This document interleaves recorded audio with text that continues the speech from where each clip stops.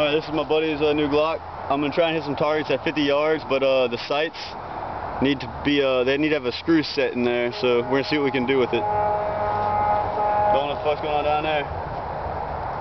Alright, I'm just going to hand adjust the sights and shoot.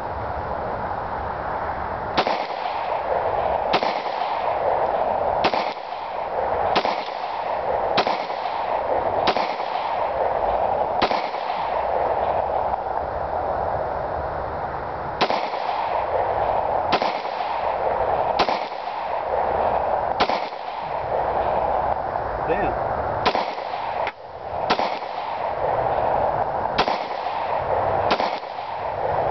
Well, I didn't hit anything, but... Hey, what can you do with sight center sighted in, huh? Well, I was just trying to use the front sight, but didn't work, man.